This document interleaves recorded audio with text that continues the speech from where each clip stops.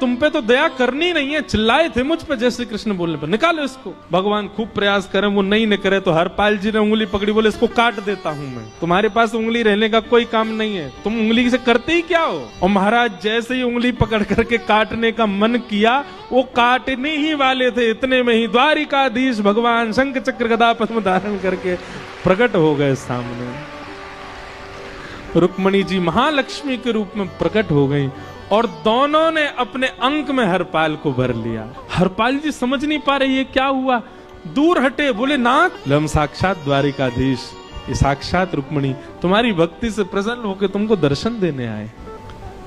हरपाल जी घुटने के बल बैठ गए, रोने लगे, सर रख दिया चरणों में, पटकने लगे, बोले नाथ मैंने अपने नाथ को लूटा, आज मैंने अपने स्वामी के साथ डकैती कर रहा था, मैं अपने स्वामी की उंगली काटने पर मजबूर हो गया था, इसका मतलब तो मैं पापी हूँ, मेरा पाप इतना प्रचंड हो गया कि मैं आपके रूप को नहीं पहचान पाया। भगवान ने हृदय से लगा, नहीं हरपाल, तुमने कभी अपने लिए प्रयोग थोड़ी किया, तुम्हारी पत्नी भूखे सो जाते हो लेकिन संतों को भूखा नहीं जाने देते।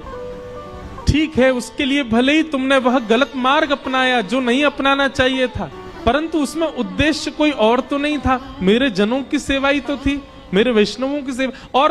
और देखो हरपाल, एक मेरी बात सुनो, आज तुम्हारे मन में ग्लानि होती है कि तुमने दूसरों का धन हड़प करके और उससे संत भोजन कराया। वास्तव में इसका विधान शास्त्रों में यह बताया गया, जिसके धन से भोजन बना और संतों ने पाया, परोसा भले ही किसी ने भी हो, कार्यक्रम भले ही किसी ने भी कराया हो, पर धन जिसका लगता है पुण्य उसी को मिलता है। तुमने तो अपने गांव के, शहरों के उन लोग जो कभी संत सेवा नहीं करते थे, उनके धन चुरा चुरा करके उनको पुण्य बांटा है। तुमने कुछ गलत नहीं किया है।